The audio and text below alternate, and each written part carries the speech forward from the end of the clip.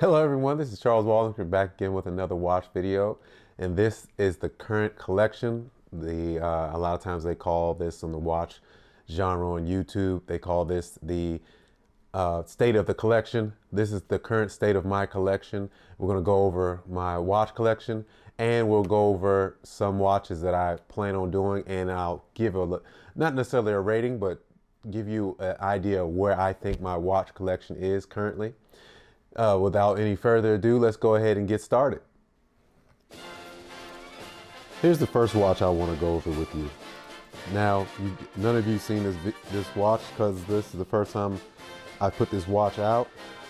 This is what a young Marine Corps officer would wear. He's not wearing a Jaeger-LeCoultre. He's not wearing a Rolex. He's not wearing even a Casio. Back in 2000, let's see, from 1999 till 2003, this is what a young Marine Corps officer was wearing. Nothing flashy, nothing crazy, and that's the reality. Whatever else you guys think that people in the military and law enforcement actually wear, no, this is what they actually wear. This is actually an Indigo. If you're not familiar with Indiglo, at one time, doesn't work anymore. At one time, you press the crown and the whole face would light up. We actually use this for communication at night.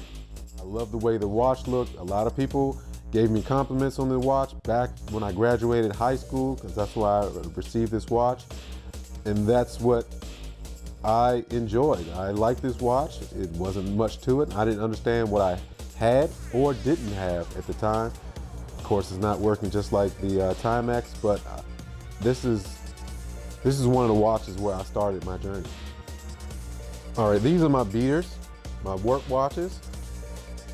For some of you, these are fine watches. You wouldn't think of being called a beater. For some of you, this is absolutely crap. Whatever you think it is, I'm proud of it, but these are the watches I wear most of the time. And I'm not going to go over every single watch, but I'm going to go over what is sentimental to me. Right here, I haven't done any reviews on this watch. I never went over this watch. Another one. This is a watch I had serviced. It was down and out. It was not working. I sent this watch to a citizen maintenance center, had it fixed, and it's back new and working nice. Not perfectly new. It has little scratches and scars, just to let you know where it's been. And I like this watch. This is one of the first watches I purchased on a cruise. At that time, that's one of the most expensive watches that I owned. I'm very proud of this watch.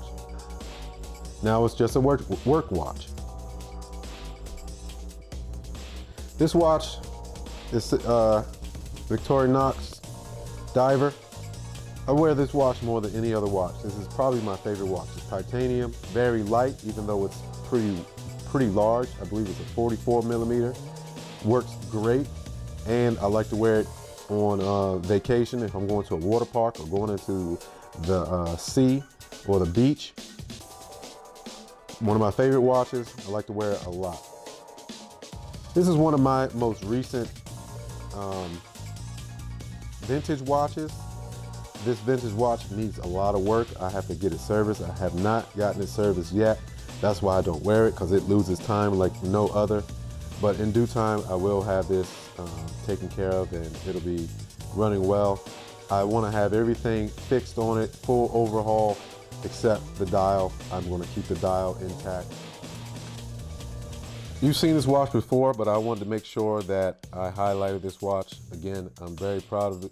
It's not running right now. I have to get a new battery. And right when I did this video, I realized I needed a new battery, but I still want to show it off. This is a Bulova Accutron Space View. This is not the original crystal. The crystal has been replaced, and a generic crystal is on top of it. Maybe one day I'll spend the time and the money to get a better crystal on it. This is one of the first, most expensive watches I ever purchased. This citizen right here, this chronograph, I don't know the name for it. It may not even had a name. Sometimes they did that with Citizen. Of course, this is not a high-end watch. This is not even a Echo Drive, but I kept this watch because of, like the other watches, extreme sentimental value. This is the first watch my wife purchased for me, and this was purchased before she was actually my wife. All right, the watch I'm currently wearing right now is a Hamilton X-Mach.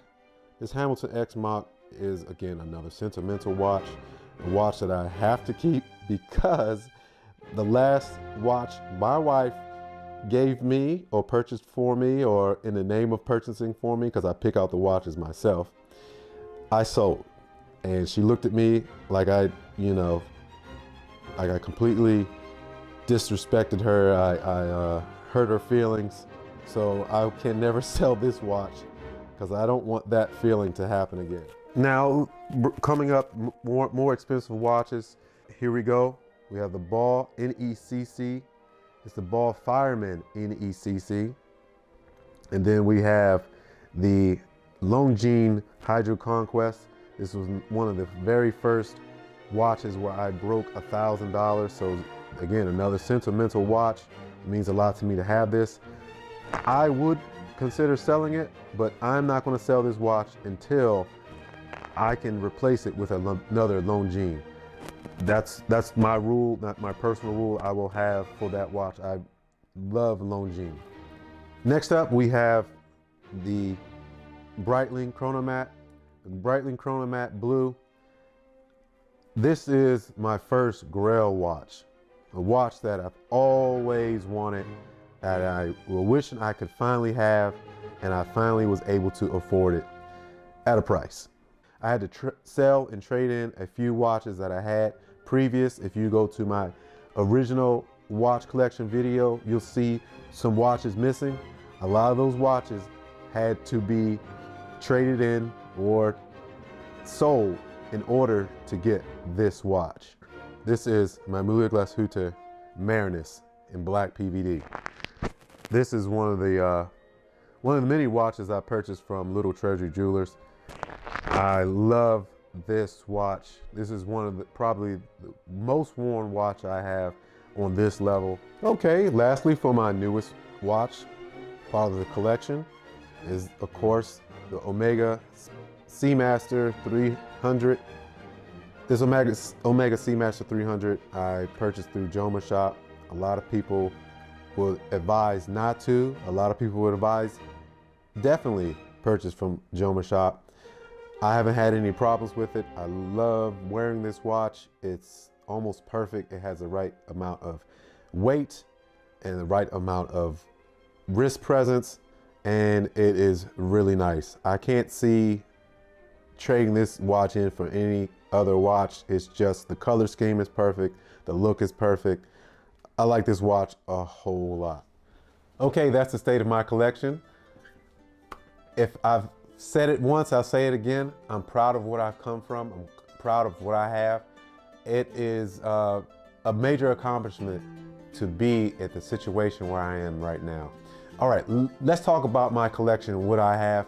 I believe that my collection is somewhat balanced as far as the different looks and things like that, but it needs some work. I need to have some dress watches, like straight up dress watch. I think that's needed.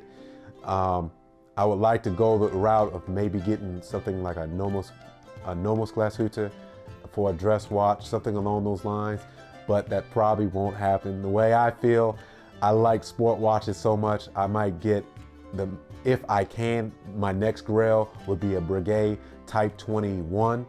If I fall short and get a Type 20, that would be nice too. A Type 20 is just as nice. I would like to have a sport chronograph or a speed measuring chronograph, something like a Daytona. Yes, a Rolex Daytona. Maybe more so, I think possibly maybe a Tudor, the Tudor Black Shield Fast Rider Tudor Black Shield Fast Rider. That's it. Even Fortis. I've been looking at the Fortis Cosmonaut. I like that one too. But again, I think I need to get some sort of a dress watch. Lastly, the Longines Master Collection, the retrograde watches. I did a review on that. Oh, I love that watch too. I'm Charles Walhingford. This is how I spent my money.